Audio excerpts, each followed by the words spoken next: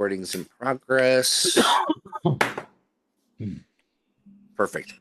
Hey, everyone. Thanks for joining us for this sneak peek of art and a little bit of discussion with two of my favorite Ronins.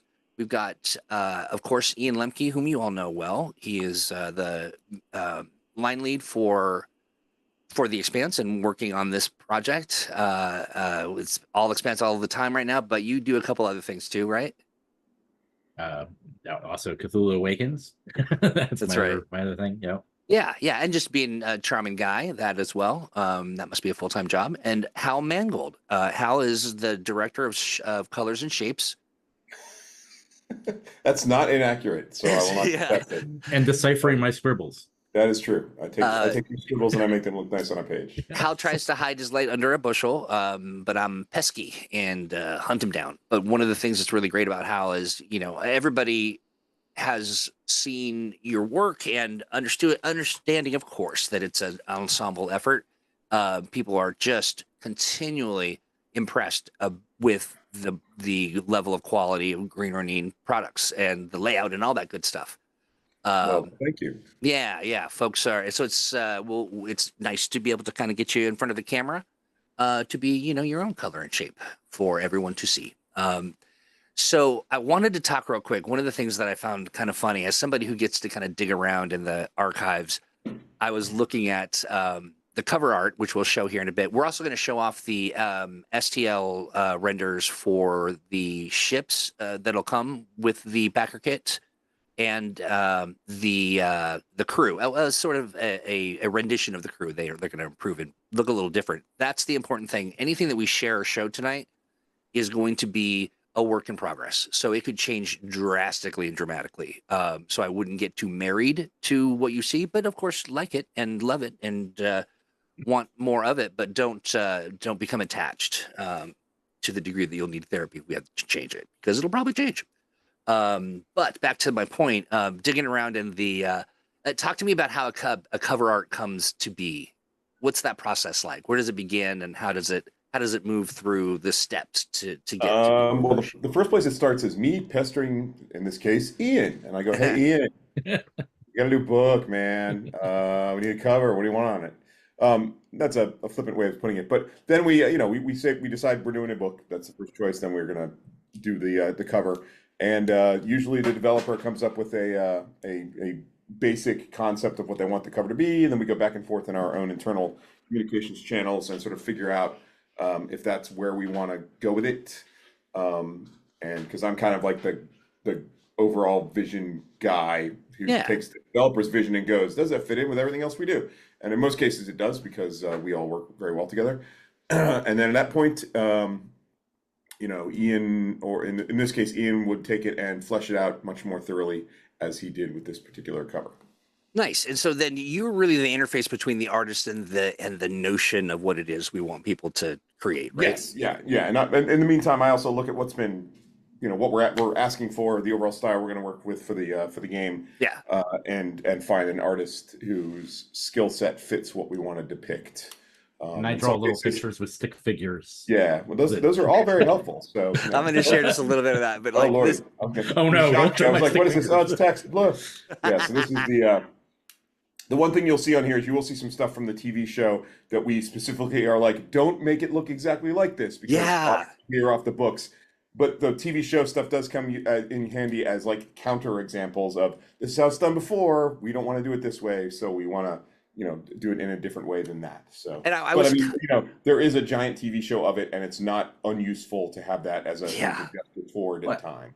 And there are times when things, it's described in novels, and there's only so many ways you could make that look. So, we'll put our own spin on it somewhere. Yeah. But it'll be like, hey, make the metallic sheen green instead of blue. Yeah. Right. I do love this. So, like, one of the notes here says, this is an artist rendering of the Medina Station, different ship, but they're similar design. Don't exactly duplicate it, but take inspiration. No, that's exactly it. Because, like I said, a lot of times the TV show really did just freaking nail how the book describes it. And we don't want to reinvent the wheel, but we also specifically do not want to make it look like the TV show. So it's like we have to pick a variance point so that we are, our own thing often. literary world. So and kind of nice to have something to set ourselves opposed to and say we well, can't. of course, yeah, exactly. We also, you know, it would be a very different prospect if we had licensed the TV show, and that would have been a very different looking game. But yeah, and I do literally draw stick figures sometimes, though. You do, yes, you do. You do a fine job as well. It's excellent. So this what I'm looking at here, Ian. This is what you put together as sort of the direction or the cope that you wanted to. Oh yeah, it is, isn't it? Yep. Yeah.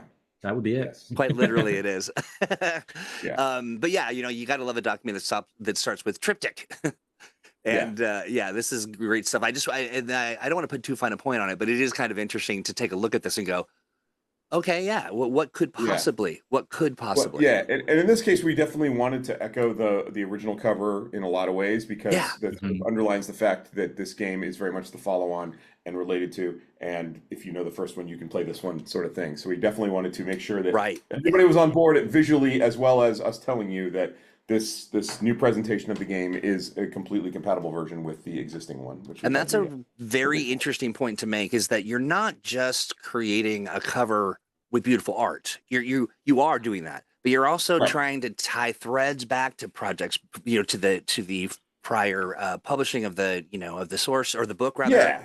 I mean, the cover is supposed to tell a story about the game that we're doing, but in this case, it definitely had a messaging under it. It isn't always like that, but in this case, we wanted an underlying message of this is the same game that, you know, we're just improving it, you know, and making it better and adding some stuff to it. But it could be argued that when you look at like the you know, just step out off the subject real quick, but Mutants and Masterminds has a very cohesive look to it, that it's very distinct, and it's, you know, when you look at a Mutants and Masterminds thing, you know, that's what it is. That's a conscious kind of part of what your job is, right?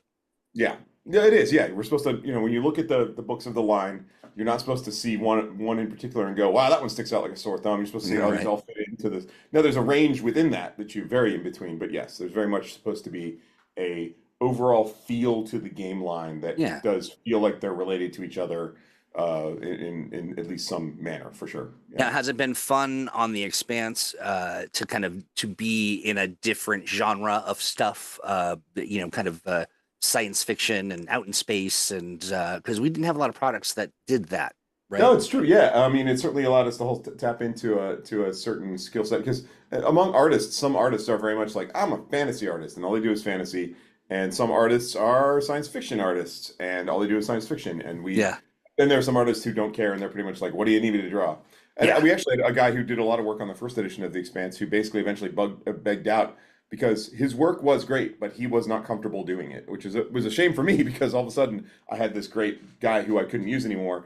But you know, if an artist doesn't want to draw something, they're not going to draw it well, even though all of his work was fantastic. And I think he sold himself a bit short. He did one piece for a Sol system on an emergency basis, and I was glad he did, but it was kind of like, you know, come on, man, one last ride, please. It's just it just wasn't his jam. It just wasn't feeling. Yeah, it's just he prefers fantasy. It's where he feels is stronger. I will say he's wrong. He's equally strong in both, but you cannot make somebody do something they don't want to do. You're not going to get their best work. So eventually, you know, it's especially. Like go ahead. Sorry. I have plenty of fantasy stuff to do. So yeah, we'll just use you on that. Nice. So it's not that we lost the talent, but just on the Expanse just wasn't. Yeah, just a matter of where we ended up purposing him, you know. That brings up an interesting, you know, so I've worked with artists throughout my career in video games, you know, basically developers and, you know, technical artists and people who are, they just are it's crazy talent. Like you just sit with them and they're drawing things that you're just like, did you just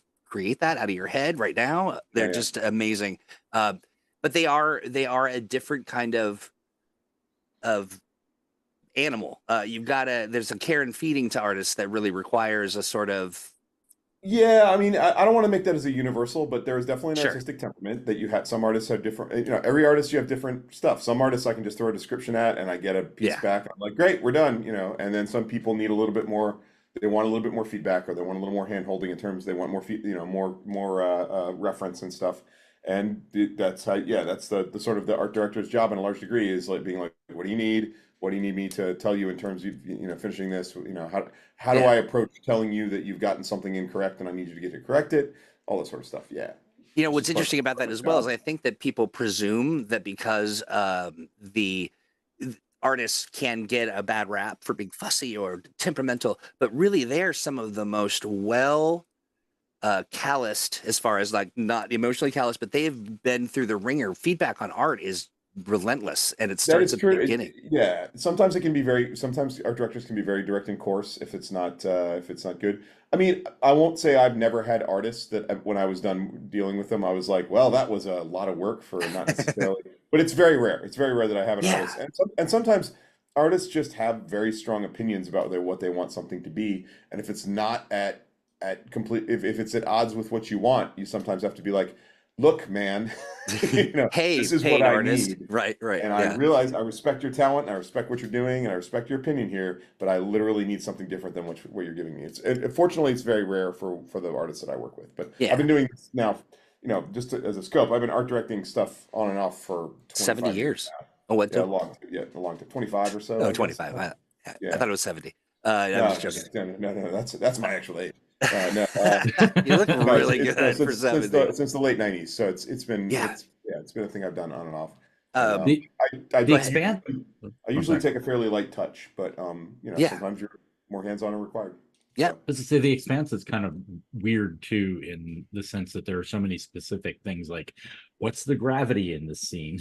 Oh yeah, I didn't even think of that. And we've worked that through over time with a lot of the artists. But that was one of the initial things. I know when I first came, I was like, no, wait, they can't drink from a cup. Yeah, right. That's right. In microgravity, yeah. But that, it's just, you have to pay attention to all those different aspects in any given scene. Yeah. And so while Hal's working kind of more directly with the one-on-one with the artist and kind of coaching and that sort of thing, it's a group feedback process, right? It is, and I think Ian is really, when it comes down to it, I can speak from the art standpoint, but Ian's the guy that knows the world the best, so he can tell me if something is incorrect. One thing, I'll just cop to one thing I think we have not gotten quite right in the first go through of this that I want to get to, and that is like belter morphology is probably not something we've emphasized enough. But belters have a concretely different morphology, and it hasn't been. The problem is when you're art directing, I mean, they're still humans, right? So there's a tendency to draw them just like humans, but you have to, one thing I want to get across in the future is that the belters are, sort of on their way to becoming a separate branch of humanity, by growing up in gravity. So I think that that's something in the new books that come out, we probably will emphasize a little bit more. Not super extreme. They're not going to be like weirdo freaks with like 15-foot long arms and legs or something, but when you look at a picture, there's some stuff in Sol System actually where it's very distinct. It actually is good in there where it's just like, oh, that's a belter. The guy, he's taller, he has a longer head, he has a a body morphology that really is visible. So you've got the really squat, like there's the people who are really. Well, no. The only ones that are really different are the belters. The Martians and humans pretty much look the same.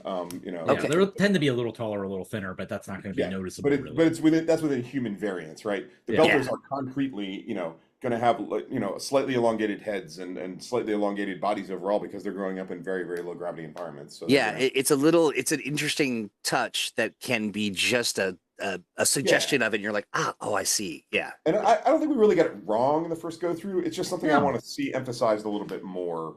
Yeah, I think just making it more obvious is and maybe having like sort of a standard, that we can show or something. Certainly whenever we've shown punk rock belters, we've tended to get it right.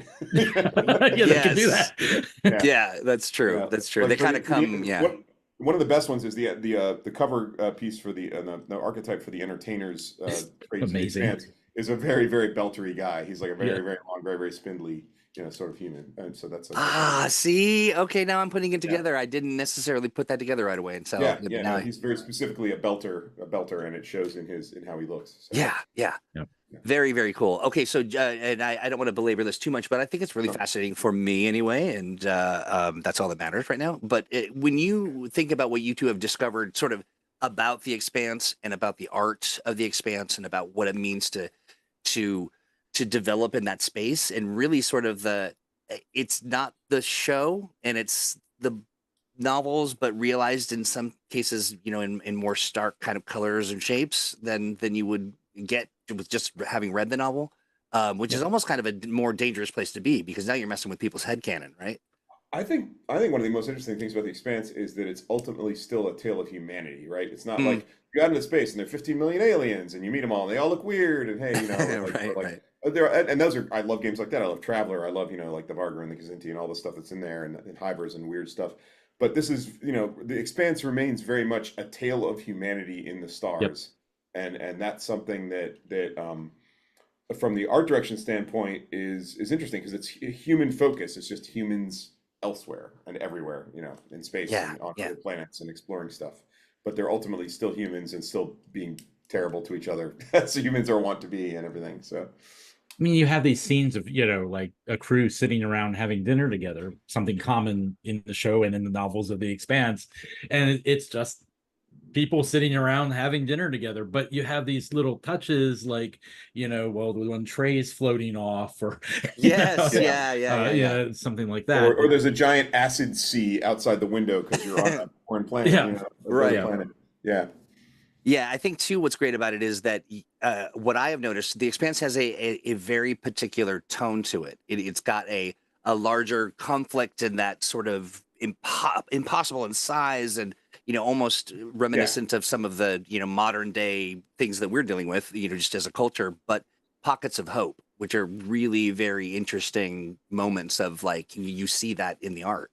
Yeah, for sure. Like the story that the James S. A. Corey has written is very much a tale of, I think, hope among horrible larger events, right? I mean, Yeah, so some of the things that happen are pretty freaking epic, and yeah. and it's the stories of the characters who are involved with them. But yeah, and in certain degree, it's like here's how bad humans can be, here's how good humans can be, and the goodness is shown more in the personal level, and the badness is oftentimes writ large in the Sure. larger events, I think. Yeah, You think that's fair, Ian? Yeah, oh, definitely. And there's, Yeah. I mean, the elements that I enjoy too, it's very much about found family too. I mean, Yeah, that's good. people Very in the good point. vastness of space who wouldn't necessarily get along under, other circumstances, finding each other and coming together, which is, the ultimate role-playing game group, I was gonna right? say, Yes! how could this possibly have ended up as a role-playing game? I can't. Right? It just Exactly. uniquely suited. Yeah. Yeah. Right. Well, I mean, I believe it started as one ultimately, Yes. didn't it? I think Yeah, so. that's We definitely kind of represent the closing of the circle in that regard. Yeah, interesting. And also just with the transport union edition, it's sort of this 30-year space where people should fill it up with their stories and create Yeah. their canon. I love that. I really do. I think that's a pretty special thing. So I have asked a lot of questions. I could go on just because I find it all very, very fascinating. But I think for me, what's amazing is the difference that I didn't see at first, because I looked at the first piece. I'm going to show this is an early version. Are we moving on to the cover? All right. Yeah. let's move on to the cover. I'm So, gonna. first of all, let me just say the artist for this cover. We should probably introduce him. Yeah. His name is Guillaume Pongalupi. He is, I believe, he is French, living in Spain. I think. And what is his name again? It's Guillaume. It's the French version of William Pongalupi. That is an We should awesome spell name. that out somewhere. Pongaluppi. Pongalupi. If you want to go look up his ArtStation site, he has a lot of really, really cool pieces on there. He did covers for some European edition of some Isaac Asimov books and just really Nice. knocked it out of the park. Really great stuff. Very nice. Let's see. With the gates, there's basically an infinite universe to find adventure in. Yeah, absolutely, there is. Yeah. And 30 years of fun to kind of do it in. Technically, what is it? 1,088 plays to find adventure. Is that how many ring gates there are, Ian? 1,300. There we go. There are technically 1,300 and something ways to find adventure in the I universe. always forget the exact number. Ian, do you get called on a lot to sort of settle factual Expanse lore? Never. Never. Every day? Every single day. Well, no, literally. I mean, this afternoon, go back and look at our chat. What about? I know. It is funny, and the run up for this campaign with generation of new graphics and new symbols and stuff like that. There's been a lot of that where it's been like, Ian, what do you think? And he's like, looks good, or argument over 45 minutes that I have to push back on and everything. But it all works out in the end. So it really does, and honestly, that's one of the funnest things that I wish somehow to bottle and share with the world is just kind of how we do as an organization that discussion. It's don't dare screenshot any of those. No, sir. I mean, it's not. That's not to suggest that they're inappropriate, but there's some shenanigans that go on. It's very funny. It's also very sort of, there's an intensity and an interest in getting it right. Yeah, it's always friendly, but it's sometimes a little bit of strident opinions meeting each other. That's say. Right, and not always within a time frame. Because art kind of happens as it happens, and it's just one of those spaces where sometimes the art doesn't get done on the Monday. Presumably we get better at that, but yes, that is absolutely, absolutely. Stress has been a thing. So yep. Yeah. So anyway, so let me share. This is the cover work in progress WIP 1. Is this the first one? Yeah. Okay. When we first contacted the artist and he worked with us and we gave him the brief and everything, he gave us 2 possible initial cover sketches to work with. So yeah. And just number 1. Just to be clear, this is what we started with. Yeah, we have bunches of stuff. There's your stick figures. Again, our logo looks nothing like. I can send you actual stick figures if you. I want to see them. I bet folks would want to as well. All right, so there's that. Now let's go ahead and pull that up, and it is right here, ready to go. This in itself is just like whoa. Yeah, when we got the sketches, I was like, I've hired the correct artist. So yeah. Yes. I mean, so just so you know what the brief here was. The brief was on the left, it's Michio Pa in front of the Transport Union Council with a projection of the ring station and ring gates on the ceiling above her. Center one is a space suit guy standing on some indeterminate thing, watching one of the void ships go through through a ring gate. And the right hand picture was a couple of explorers on a planet, a nondescript planet. Oops. Oh, hey, what are we doing there? Well, too far. Standing on a planet somewhere, you can see some builder ruins in the background there, and they're looking over some sort of weird dead creature, some kind of creature that they may or may not have shot. So they look a little solemn, and he looks like creeped out. But shit! What are you doing, dude? What are you doing? It's my tools. It's my tools. But yeah. He looks like a little like that. Looks gross, and she's like, "Oh, so boy, much baby." For the mystery of revealing. I know, right? All right. So, this is great. I mean, I'm so bad at colors and shapes. So I look at this and I think this is beautiful. This is a painterly kind of thing, and I could look at this and go, yeah, I could see that as being the thing, but it's not. Yeah. I mean, he gave us very loose stuff to begin with, very painterly and very. And if I may to the reflection that I had in mind from the core book, the first edition, is that on the left hand side you have Avasarala addressing the UN, and you see ships up above. And so we have Michio Pa now instead of Avasarala. The center one was Bobby in a ship, with you're looking into space stuff. You're not really sure what it all is there. But again, one of the nice space shot for the center. On the right was a Martian Marine on Mars, an alien world, but still in the Sol system. Wanted to move that out beyond. Now we're looking at, people exploring a planet. So this cover is not just connected to the original one in terms of the triptych aspect, as far as it is the actual sort of bringing it forward. The evolution. Exactly. Evolving the whole sort of. Are these two guys? So these two are just they're just space explorers. Yeah, they're not named people. The only named person in here is the only named person is the person at the speaker ship there, and that's Michio Pa. Right. Yep. Awesome. Okay. So that's number 1. So it's number 1. 2. Number 2. Let me. I was going to show them number last. No, show number 2. Show them the other one. Because it was an interesting iteration. Because it really was. Yeah, it really was. And so what we did was we actually both of these, which Troy will throw up the other one. There were aspects of each of them that we liked that we sort of integrated. It was hard, honestly. Yeah, it was very, very difficult. Although there were parts of the second one where instantly I was like, oh, we're using that one. Like this is incredible. I'm getting there. But yeah, there we go. Very often when it's this color or shading stuff, I'll be like, yeah, whatever, Hal. I don't. I'm not But in this case, I was like, oh. Yeah. So this one actually had a really strong element that we almost were kind of seduced by, which is this whole sort of thing where there was like the planetary half on the right, and then the ring, and then there was nothing really on the left. But anyways, this was Michio Pa. The spaceship guy in the center, the guy in the spacesuit was just like, oh, that guy looks so cool. So Yeah. immediately that was good. So anyway, we looked at the two of these, and we sort of cut them apart, and I did a horrible Photoshop surgery version that I ended up throwing back to the artist to sort of figure out what we wanted to do ultimately. Did you manage to download that, Troy? I did, yeah. Cool, Oh, cool. which you mean the final, right? No. Actually, hold on. Let me see if I can I if I think can I find it got real it. quickly. Let me find a version that I did that was Okay. It was a Photoshop. This will actually be kind of interesting. Let me see. Yeah, no, absolutely. So do that, and while you do that, I just want to do a quick juxtaposition between the two, just so people can kind of see. There we go. There we go. Is I this the share one? this Let's see, I think this is it. Where Here we go. Okay, hold on. Let me give you a link to this really quickly. Nice. And you can put this up because this is it's interesting. It's like this is like super inside baseball, but it's Well, that's what this is all about. exactly. Frankly. So let me move this over to Dropbox. This is like, whoop. There we go. And Boom.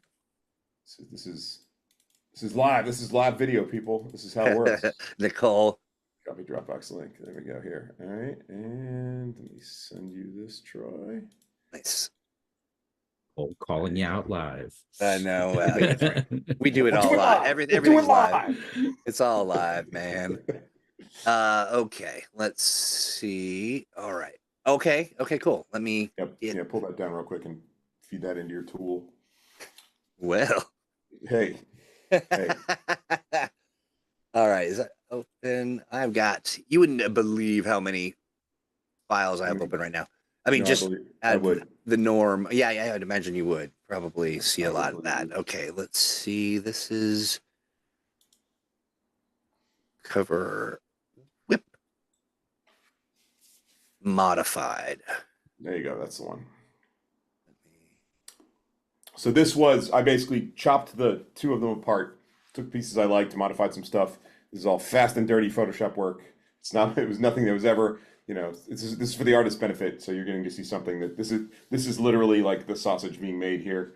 So yeah, no, when that's what, frankly, that's what this is all about. And for some reason, I'm having a hard time finding this file on. Let me do this again. Where did you download it? I downloaded it, but okay. So yeah, well, it doesn't populate. Zoom doesn't populate. It's when a new window's open. There we go. Okay, so yeah, you can see we did a bunch of chopping here. So like we liked the Michio Pa from the second one, but we liked the background from the first one, and we liked the spacesuit from the second one, but we liked the ring gate and the pose from the first one, and we liked the sort of zoom in. I wanted to get the characters sort of roughly the same, sort of occupying the same sort of space. So the zoom in of these two guys were from the two explorers here were from the second one, but we pulled it in for the, pulled them forward a little bit, but the background is still from the first one. So we didn't get that cool sort of circular resonance between the three, which was just Chef's fingertip kiss. Like I was so happy that what the artist was going for. But I think we ended up with a circular. If you notice, can you zoom back out a bit? Yeah. Troy? Zoom back out there. You can see that we have like the ring station on the left, the ring itself in the center, and the planets sort of form the like a triptych third, circular element on the top. It has a really nice balanced resonance, and I was very pleased with it when we sort of put this all together. Yeah, it's definitely great. I want to show the progression again, but in a better way. Let me stop, and there we go. This ought to make it a little bit easier to see. Yeah, the Duke in purple has the resonance right. You've got small circle, big circle, small circle, sort of acting as a triptych. All right. So we've got number one. I don't know why I sound like Katharine Hepburn. Number one. Oh, you will poop, or whatever she calls him. Yeah. And then 2.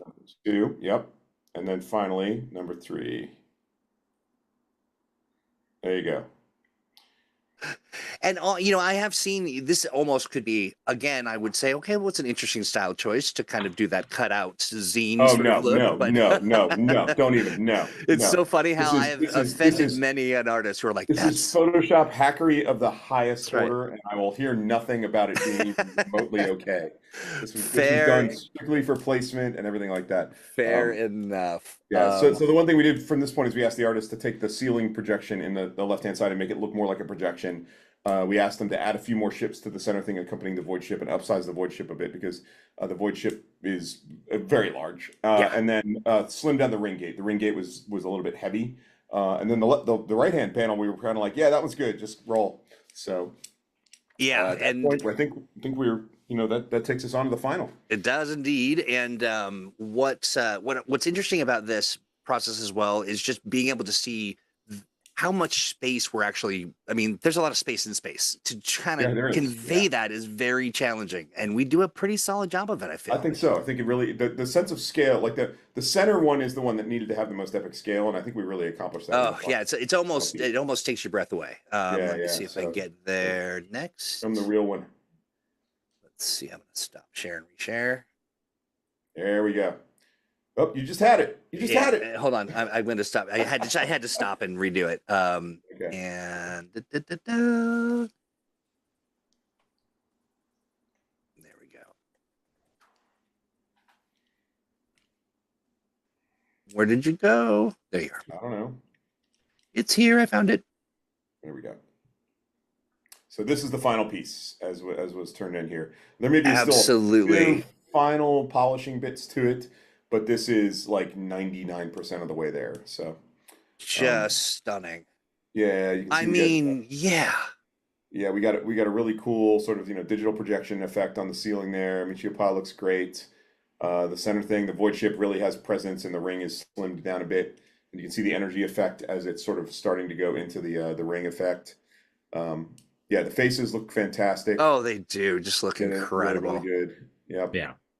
Yep. Yeah, this was a home run, and when we got the final, we were all super chuffed about it. I love in the background how you can just see the spires of the sort of the builder ruins back there. Yes. Yeah, really and cool. this is what I mean by kind of breathtaking. Like that notion that of just like, is, it's just something. That centerpiece was actually that was the one that I was like, it needs to feel like you were looking at a gigantic spaceship from several 100,000 miles, from several thousand miles away, and it still looks enormous and imposing. Yeah.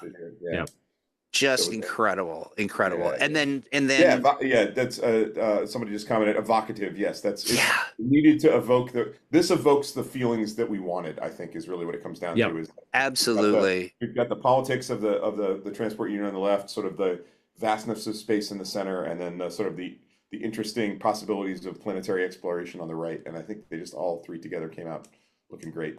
This middle panel also suggests that there's that other character, the other sort of being or entity in this whole story, and that is just space. Like space is definitely a character in the experience.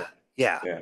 And just the resolute stance and the sort of like, all right, here it is. Yeah. It's that centerpiece to me could be a movie poster. I mean, frankly, it could be a whole movie. I mean, and that's the space in the Expanse is definitely a character, a pitiless, unyielding character, but one nonetheless, I think. Yeah, and everyone's contending with it in one way or another, and it's just very true.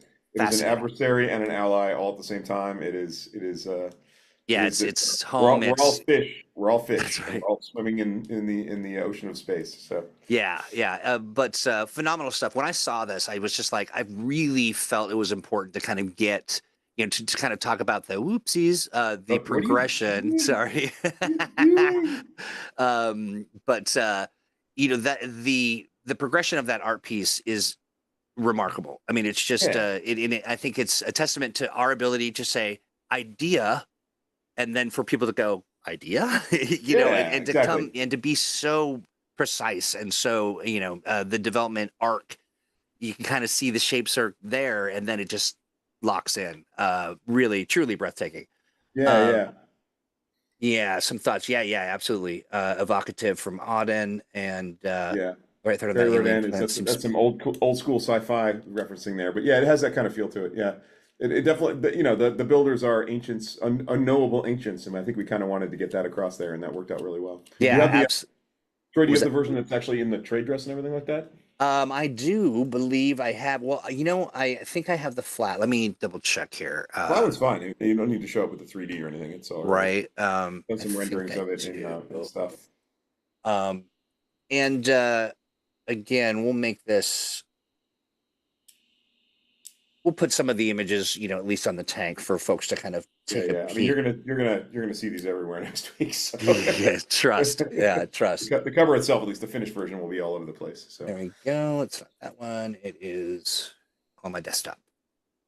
I don't know. For some reason, Zoom has decided to break into 40 different windows for me, which is super awesome. That's incredibly useful. Let's see. Oh, there we go. Okay. I can at least show this. And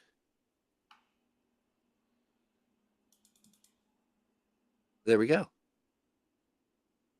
Can y'all see it? Yeah, I see it. Yeah. Yeah. That looks great. Yeah, it really does look phenomenal. It's just it's got a look. And then we've got a few other of the a couple other covers, but I'm not going to share those right now. But I will share. Let's get into minis. Sure. I have someone's prepared me a brief, which is awesome, though not necessarily brief. Okay, yeah. So the important thing here is just to know that these are works in progress, and that the notion is we're offering 2 sets of miniatures. The crew box set is for making character minis, and the ships of the Expanse set is spaceships. And we're working with War Games Atlantic. Some of you already know that because it's in the script that you helped me. That I'm not going to have time to share today, unfortunately, for y'all. But we'll have something. I'll share something early later. Characters are 28. Is that millimeter? Yeah. Yeah. Millimeter is the scale. Yeah. So 28 millimeter means what is that in the okay, gotcha. The most popular size for RPG minis, and the ships are 1/1000th scale. At that scale, the Rocinante will be about 2 inches long. I'm going to pull up the ship renders. Okay, cool. There. Very, very cool. Here we go. And can you see it? There's the ship. Nice. Yes. Couldn't want for more. So that's an escort? I believe it is. Yeah. Let's see. Yeah. Yeah, it's the name of the file. Yes. Anyway. Yeah, scroll the next one. That's same one. Yeah, same thing. Yep. Hey, look at that. So that's the thing about these. Yeah, I'm not a minis guy, so if I'm saying stuff and you're all like, yeah, nerd, you've been dealing with this forever, but yeah. Yep, no, looking good. So it'll come 2 pieces. Yeah, that's a which one is that? Phantom frigate? Yeah, it's a frigate. Yep. Frigate right there. Yep. Cool looking. Good. And so what's going on a frigate? What's the size to human here? Like, is this a door? Human very tiny. The frigate's a pretty, is that a war? Frigate's a warship, is it not? I believe it is. Yeah, it is. I'm just not sure which one it is. It's a friggin' I think that's the generic one. It's from the core. Yeah, so that's from the core rulebook, and it's a frigate that's not specifically referenced. Oops. Yeah, there we go. There's some ones. Yeah, you can see in there, like you can see the war vet in there. It's the Corvette. That's the Corvette class. Yeah, right there. That's a ship's boat, and the second one in is a Morgana class, and then let's see, the class Escort.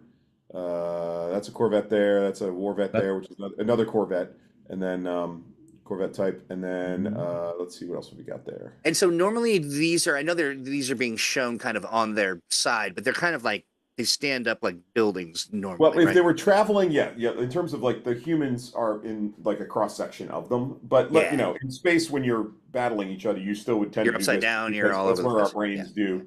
But in terms of where the humans are, like when the ship is pointing this way, the humans are also pointing that way. Right. Yeah, their heads would be that way. Yeah, exactly. Yeah. All right, and just a look nice from the views of them. Yep. Nice views of those. Very cool. And let me keep on keeping on. Yeah, and these will also have flying bases if you're familiar with miniatures. That's Oh, a clear plastic base that they sit on that then has a pole coming up that they then have a hole that uh, they rest in. So yeah. hey, Ian, when we were talking about, when we were showing, that was you and me, right? That wasn't a dream. Well, we were showing off the art with the ship that had crashed. Yes. Is this it?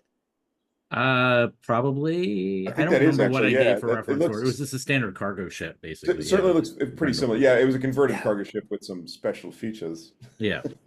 that did not serve it well, but nevertheless are there. I want to pull that up real quick just to kind of share the Yeah, that's good. It's a cool piece. That's from the Yeah, I love that piece. piece of art from the It's Book Dark so Adventure. good. Yeah, let Yeah. me. It's by an artist named Mark Graham, who's fantastic. Who he's the guy that did the cover of Beyond the Ring, also. Oh, It's one cool. of the few times we get to show a ship that's not just in space, That's with true. other. Well, I Yeah. mean, usually when they're not in space, it's not good. Well, yeah, it's like There's this. something horribly wrong has Yeah, gone the ship, on. the ship Yeah. has been, shall we say, messed up a tiny bit. Yeah. When the drive cone looks like that, the Epstein drive does not work too well. Let me tell you. So yeah. And what is this? What is this piece called? Do we have a name for it? Or I mean, I know there's an I forget the internal name of the ship it's the wreck of a Rattel. specific ship It's from the the Rattel. Yeah, Rattel. that's it. Yeah. That's Yeah, the it's the name of the Rattel. ship, but it's not the Yeah. class. Or it's not really described. I don't think it's anything specific. It's a merchant ship. It's Right. basically a It's a merchant small ship that was merchant ship. converted. It was a merchant ship that was converted for piracy. Is that correct? No. They got hit by pirates. They got hit. Well, but they had weapons and stuff added. Yeah, they onto it. do because Yeah, they're a yeah. hardcore. Well, I mean, they're delivering out to the colonies and such, and there's a lot of Yeah, pirate so it was problems. a heavily armed merchant ship that was, Yes. yeah, that's probably what it was right there. Yep. Except for it only had one drive cone. Yeah, the drive cone's different, but Yep. And then yeah, that's the Morgana class right there. That's Yep. one of the ones from Ships of the Expanse. That's the Do you Corvette. think we'll see a lot of kit bashing with these? I think we'll see a lot of paint jobs. The kit Yeah. itself is, they're pretty standard ship designs and they're only two pieces. But certainly in terms of paint designs and what people want to trick them out like, absolutely. Sure. All I wonder- kinds of Yeah. stuff. I I wonder mean, it's if kind we of should funny do because yeah. it's kind of funny because there's not a lot of descriptions of it in the books itself, but like humans paint vehicles that they are in. It's just a thing they do, and it doesn't Yeah. matter Whether if it's you. the cave they're in or I mean, if you were buying a gigantic spaceship, you are going to paint it the color you like it because Yeah. you paid however many currencies for it. Yeah, whether that's it's practical or just impractical, sort of putting your Yeah. mark on the thing that you own, or that's sort of the more contemporary version of the Corvette there, and then sort of the revised Rossi design there right there. yeah.